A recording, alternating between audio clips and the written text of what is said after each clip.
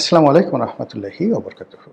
সম্মানিত দর্শক, নতুন সরকারের জন্য এই যে পবিত্র মাহে রমজান চলছে, মাহে রমজানের পরেই কতগুলো চাপ চলে আসবে, মারাত্মক কতগুলো চাপ। এর মধ্যে এক নম্বর চাপ হলো পুলিশ হত্যার বিচার নিয়ে বিভিন্ন সামাজিক মাধ্যমে যে তোলপাড় করা কাণ্ড ঘটে যাচ্ছে, এবং সরকারের পক্ষ থেকেও পুলিশ হত্যার বিচারের ব্যাপারে যে গ্রিন সিগন্যাল দেওয়া হয়েছে, এ ব্যাপারে সরকারকে এগোতে হবে এবং তাকে একটা সিদ্ধান্তে আসতে হবে। তাকে আগের সরকারের মানে ডক্টর মোহাম্মদ ইউনূস সরকারের যে ইন্ডিমিনিটি ছিল সেটা অনুসরণ করতে হবে এবং বলতে হবে যে আমরা এই ইন্ডিমিনিটিকে সমর্থন করি এবং পুলিশ হত্যার বিচার হবে না। এবং এই কাজ যদি তারা করে তাহলে লং রানে তারা পুলিশের কাছ থেকে কোনো রকম কোঅপারেশন পাবে না এবং পুলিশের যে মোরাল ক্যারেজ এটা বাড়বে না। এখন দু চারজন পুলিশ কর্মকর্তা যারা টহল দিচ্ছেন, যেমন মাসুদ একা, ডিসি মাসুদ, তিনি চেষ্টা করছেন, কিন্তু তিনি একা কী করবেন? তার পুলিশকে তিনি কিন্তু মুভ করাতে পারছেন না। উল্টো তাকে যেভাবে সাইবার বুলিংয়ের শিকার হতে হচ্ছে, এতে করে যে কোনো সময় তার চাকরি চলে যেতে পারে, যে কোনো সময় তার চাকরি চলে যেতে পারে। পুরো বাহিনী যদি তার সঙ্গে না থাকে, পুরো চেইন অফ কমান্ড যদি না থাকে, তাহলে একা ডিসি মাসুদের পক্ষে কোনো কিছু করা সম্ভব নয়। অনেকে থেকে হারুনের সঙ্গে তুলনা করেন, বিপ্লবের সঙ্গে তুলনা করেন, অনেকে আগের আমলে কোহিনুরের সঙ্গে তুলনা করতে পারেন, কিন্তু ওই সময়টাতে পুলিশের যে চেইন অফ কমান্ড ছিল, সেই চেইন অফ কমান্ডের মধ্যে একটি মানুষ বা একজন পদবিধারী বড় কর্তা বা মাঝারি কর্তা, তিনি যে কোনো রাজনৈতিক ব্যক্তিত্বের কাছাকাছি পৌঁছে গেলে সেখানে যে প্রতিক্রিয়া হয়, যেটা হারুনদের ক্ষেত্রে হয়েছে, বেনজিরদের ক্ষেত্রে হয়েছে, সেটি এই বর্তমান ভঙ্গুর অবস্থায় যাকে বলা হয় মাসুদের পক্ষে বা মাসুদের মতো অন্য কারো পক্ষে সম্ভব নয়। বোঝার চেষ্টা করুন যে গত 17 মাসে আমরা একমাত্র মাসুদ ছাড়া অন্য কোনো পুলিশ কর্মকর্তার নাম জানি না। অথচ যদি পুলিশের স্বাভাবিকতা থাকতো তাহলে অন্তত এরকম 1 ডজন মাসুদের নাম আমাদের মুখস্থ হয়ে যেত। আবার এই যে মাসুদ মাদকের বিরুদ্ধে সে অপারেশন পরিচালনা করেছে, এটি সারা দেশের মানুষের কিন্তু সমর্থন পাচ্ছে, শান্তিপ্রিয় মানুষ। আমি বেশ কয়েকবার এটা নিয়ে সাবেক আইজি বেনজির, তার সাথে কথা বলেছি।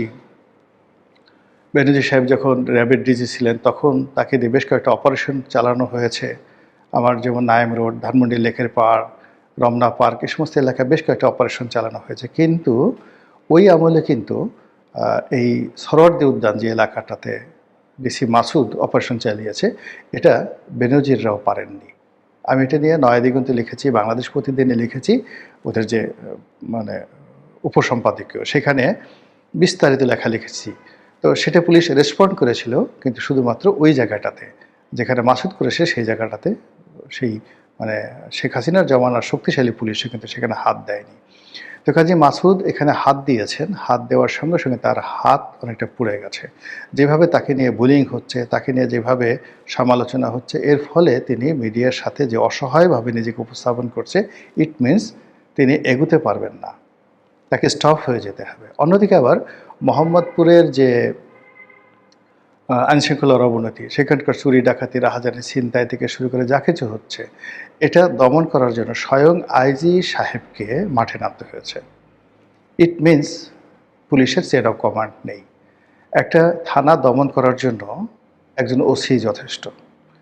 ওসির সাথে ওসির কমান্ডে কখন ম্যাজিস্ট্রেট যেতে পারে তার কমান্ডকে সাহায্য করার জন্য, ওসির হাতকে শক্তিশালী করার জন্য র্যাবের একটা টিম যেতে পারে, অথবা আর্ম ব্যাটালিয়ন পুলিশের একটা বিশেষ টিম যেতে পারে স্পেশাল অভিযান চালানোর জন্য। কিন্তু স্বয়ং আইজি সাহেবকে মোহাম্মদপুরের মতো একটা অপরাধপ্রবণ জায়গাতে দাঁড়িয়ে থেকে তাকে বলতে হবে যে পুলিশকে নৈতিকভাবে সমর্থন দেওয়া, আসামিদেরকে ভয় দেখানো এবং জনমনের স্বস্তি ফিরিয়ে আনার জন্যই আইজি হিসেবে আমি এখানে এসেছি। It's a wrong. It means police এখনও অ্যাক্টিভেট হচ্ছে না। আর সেই অ্যাক্টিভেট পুলিশকে যদি করতে হয় তাহলে অবশ্যই পুলিশ হত্যার বিচার করতে হবে। এখন সেই পুলিশ হত্যার বিচার করতে গেলে বিপদটা কী? যারা প্রকাশ্যে স্বীকার করেছে যে হ্যাঁ আমরা পুলিশ মেরেছি, আমরা পুলিশকে মেরে টেনিয়ে রেখেছি এবং এটা আমাদের আন্দোলনের অংশ ছিল এবং এই কাজ না করলে আমরা বিজয়ী হতাম না, এবং আন্দোলনের স্বার্থে, বিপ্লবের স্বার্থে এই ধরনের কাজ সারা পৃথিবীতে ঘটে, সারা দুনিয়াতে ঘটে, আমরাও এই কাজগুলো ঘটিয়েছি। ভালো কথা। গত ১৭ মাসে এটা নিয়ে চ্যালেঞ্জ হয়নি, এখন এটা নিয়ে চ্যালেঞ্জ হচ্ছে। ইতিমধ্যে একজন সমন্বয়কে গ্রেপ্তার করা হয়েছে, আর একজন সেই যে আলোচিত সমন্বয়ক নেতা হবিগঞ্জের, তাকেও গ্রেপ্তার করা হয়েছিল কলকাতাতে। সেখান থেকে তিনি কোনো মতে, কলকাতা না, দিল্লি এয়ারপোর্টে, সেখান থেকে তিনি কোনো মতে ফিরে এসেছেন। তো কাজেই আগামী দিনগুলোতে পুলিশের চোখে, সাধারণ মানুষের চোখে, যারা রাজনৈতিকভাবে প্রতিদ্বন্দ্বী তাদের চোখে যারা এই কাজগুলো ঘটিয়েছেন বা স্বীকার করেছেন বা করেননি, কিন্তু নিজেদের গুরুত্ব বাড়ানোর জন্য তারা যে সকল কথাবার্তা বলেছেন, এর দায় তাদেরকে পরিশোধ করতে হবে। এই গেল এক। দ্বিতীয়ত হলো, যারা এই সমস্ত কর্মকাণ্ড করেছেন তারা এখন বলার চেষ্টা করবেন যে আমরা এই কাজগুলো করেছি বিএনপির সাথে মিলেমিশে, বিএনপির অমুক অমুক ছিল। এবং ইতিমধ্যে একজন সমন্বয়ক তিনি রীতিমতো হুমকি দিয়েছেন যে আমরা ফাঁস করে দেব সেই কারা লন্ডন থেকে আমাদেরকে কখন কি উপদেশ দিয়েছেন, কি নির্দেশ দিয়েছেন, কি লজিস্টিক সাপোর্ট দিয়েছেন। এই গেল একটা বিপত্তি। আরেকজন আবার বলার চেষ্টা করছেন যে বিএনপির যারা লোকজন, সেই সমন্বয়কের সেই যে ফটো কার্ড ইন্টারনেটে ছাড়ানো হয়েছে, সেটার প্রেক্ষিতে বলার চেষ্টা করছেন যে ওর এত বড় সাহস, ও প্রধানমন্ত্রী তারেক রহমান সাহেবের নাম উল্লেখ করে কথাবার্তা বলছে, ওকে এক্ষুনি গ্রেপ্তার করা হোক। তো এরকম যে ধাক্কা এই রোজার মাসে শুরু হচ্ছে, এটা রীতিমতো রোজার পরে বুমেরাং হবে এবং ব্রাস্টিং হয়ে যাবে, জাস্ট লাইক সুনামির মতো এটা হয়ে যাবে। দ্বিতীয়ত আপনি দেখবেন যে এইবার মন্ত্রী পরিষদে অনেকে চান্স পেয়েছেন, আমি নাম বলবো না, যাদের মন্ত্রী পরিষদে চান্স পাওয়া তো দূরের কথা, এমপি হয়তো দূরের কথা, তাদের অনেকের মেম্বার হওয়ার পর্যন্ত যোগ্যতা ছিল না, কিন্তু তারা হয়েছেন। এখন বিএনপির ভিতরে বাইরে বলা হচ্ছে যে এদেরকে দিয়ে কি কিছু করা হয়েছে, বা ওই যে ডিবি হারুন শেষ মুহূর্তে যাদেরকে গ্রেপ্তার করা হয়েছিল তাদেরকে তো এখন ক্ষমতার অনেক কেন্দ্রে দেখা যাচ্ছে, যারা সরাসরি বিএনপি রাজনীতির সাথে জড়িত নয়। তো তাদেরকে দ্বারা কি কোনো কাজ করানো হয়েছে, তাদের কাছে কি কোনো গোপন তথ্য আছে, এবং তাদের সেই গোপন তথ্য যাতে পাচার না হয় এবং তারা যেন অনুগত থাকে, কৃতজ্ঞ থাকে, এজন্যই কি মূলত তাদেরকে বিএনপি পদপদবি দিয়ে অনুগত রেখেছে? এই প্রশ্নটা চলে আসছে। এরপরে হলো যে ওই সময়টাতে, আন্দোলনের ওই সময়টাতে তখনও পর্যন্ত জামাতের সাথে বিএনপির কিন্তু সম্পর্ক ভালো ছিল, বিশেষ করে নেতৃত্ব পর্যায়ে কিন্তু তখনও সম্পর্ক ভালো ছিল। 2024 সনের যদি আগস্টের আগে জুন, এপ্রিল, মে, জুনের কথা চিন্তা করেন, তখনও পর্যন্ত জামাতের সঙ্গে বিএনপির সম্পর্ক ভালো ছিল। এবং জামাত যদি এই সকল কথাবার্তা, বিএনপির নেতৃত্বের সাথে কথাবার্তা রেকর্ডগুলো তাদের কাছে রেখে থাকে, ফলে আগামীতে যদি এই পুলিশ হত্যার বিচার নিয়ে কাউকে ফাঁসানোর চেষ্টা করা হয়, তাহলে এটা নিয়ে রীতিমতো কোয়ার্টার গেট কেলেঙ্কারি শুরু হয়ে যাবে। কিন্তু এটা করতে হবে, এটা বিএনপিকে অ্যাভয়েড করা যাবে না। এটা মানে বিএনপির জন্য অনেকটা সেই কর্নেল তাহেরের ফাঁসির মতো অবস্থা, এই ঝুঁকি তাকে নিতেই হবে। কর্নেল তাহেরের ফাঁসি দেওয়া ছাড়া জেনারেল জিয়াউর রহমানের কোনো উপায় ছিল না। আবার কর্নেল তাহেরকে ফাঁসি দেওয়ার কারণে ইতিহাসে তিনি যেভাবে নিষ্ঠুর শাসক হিসেবে নিন্দিত হয়ে আছেন এখনো পর্যন্ত, এবং যেভাবে তাকে বিট্রেয়ার হিসেবে জাসদের লোকজন এখন পর্যন্ত তাকে অভিসম্পাত করে, ঠিক এই সময়টিতেও দেশের স্বার্থে, জনগণের স্বার্থে, অ্যাডমিনিস্ট্রেশনের স্বার্থে, পুলিশের যাকে বলা হয় চেইন অফ কমান্ড ফিরিয়ে আনার জন্য বর্তমান সরকারকে অবশ্যই পুলিশ হত্যার ব্যাপারে কার্যকর ভূমিকা নিতে হবে। এবং এটা নামকা অস্তে লোক দেখানো হলে চলবে না, গণতন্ত্রের ধারাবাহিকতা বজায় রেখেই এই কাজ করতে হবে। এবং এই কাজের সঙ্গে স্নাইপার রাইফেল আসবে, এই কাজের সঙ্গে 7.62 বোরের যে রাইফেল, সেই রাইফেলের গুলি, তারপরে কারা গুলি করেছে, এবং ব্রিগেডিয়ার সাখাওয়াত যে বক্তব্য দিয়েছেন যে যাদেরকে দিয়ে এই গুলিগুলো করানো হয়েছে তারা দেখতে আমাদের মতো নয়, মানে আমাদের মতো নয়, ভারতের মতো নয়, স্পষ্টতই বলা হচ্ছে পাকিস্তানের লোকজনের মতো দেখতে, ইউরোপিয়ানের মতো দেখতে অথবা আফগানিস্তানের লোকের মতো দেখতে, হোয়াট এভার মেবি, বাংলাদেশ এবং ভারতের মানুষ কিন্তু দেখতে একই রকম। অর্থাৎ রয়ের লোক যদি এই কাজ করতো, ডিজিএফআইয়ের লোক এই কাজ করতো, বাংলাদেশ পুলিশের লোক এই কাজ করতো, ইট সিমস দ্য সিমিলারিটি। কিন্তু সেটি ব্রিগেডিয়ার সাখাওয়াতের বক্তব্যে ফুটে উঠেছে যে না, এখানে অন্য কেউ ছিল। তাই এই অন্য কেউ কারা এনেছে? মার্কিন ডিপ স্টেট এনেছে, জামাত এনেছে, বিএনপি এনেছে, আওয়ামী লীগ এনেছে, এগুলো সামনে আসতেই হবে। সবচেয়ে মারাত্মক বিপদ হবে যে এই ঘটনার সঙ্গে সেনাবাহিনীর কতটা সম্পৃক্ত ছিল, সেনাবাহিনীর কারা কারা এর সাথে জড়িত ছিল বা কারা কারা এর সাথে জড়িত ছিল না, এই বিষয়গুলো সামনে চলে আসবে। ফলে আরেক দফা এই পুলিশ হত্যাকাণ্ড, এটাকে অ্যাভয়েড করা যাবে না, কিন্তু এটাকে নিয়ে যখন আপনি নাড়াচাড়া করবেন, কেসও খুঁড়তে গিয়ে সাপ বের হয়ে আসবে এবং রাজনীতির সমস্ত ধারাপাত উলটপালট হয়ে যাবে। এগুলো একটা। 2 নম্বর হল যে গত 17 মাসে যে মবগুলো হয়েছে, ইতিমধ্যে ঢাকা বিশ্ববিদ্যালয়ের সাহসী শিক্ষক হাফিজুর রহমান কার্জন তিনি ঘোষণা দিয়েছেন যে তিনি 32 নম্বর ভাঙার অপরাধে ডক্টর মোহাম্মদ ইউনূস এবং তার যারা অ্যালাইড তার বিরুদ্ধে মামলা করবেন। এই কার্জনকে আসলে, কার্জনের এত সাহস ছিল না। আমাদের ডিপার্টমেন্টের ছেলে, ভালো ছাত্র, পড়াশোনা করেছে, নম্র ভদ্র, ওর কখনোই এত সাহস ছিল না। ওকে এই জেলে নেওয়াটা ভীষণ রকম একটা অন্যায় হয়ে গেছে। এ জেলে নেওয়ার পরে সাহস বেড়ে গেছে। এখন আপনি একে মারতেও পারবেন না, কিছুই করতে পারবেন না। এখন এ যদি মানে আইনের ছাত্র সেইভাবে কোনো একটা কোর্টে মামলা সাবমিট করে, সেটা আজ হোক, কাল হোক, 10 বছর পরে হোক, 20 বছর পরে হোক, এটা একটা রেকর্ড থেকে যাবে এবং সেই মামলা এই বর্তমান জমানাতে যারা আছেন তারা এবং ডক্টর মোহাম্মদ ইউনূস তাদেরকে ভোগাবে।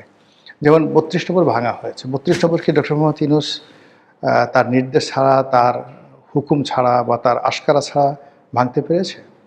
বা ধরুন যারা ভেঙেছে তাদের সঙ্গে কি বিএনপির কোনো যোগাযোগ ছিল? বিএনপির কোনো নেতার সম্পর্ক ছিল? এমনকি তার সঙ্গে কি জামাতের কোনো যোগাযোগ ছিল?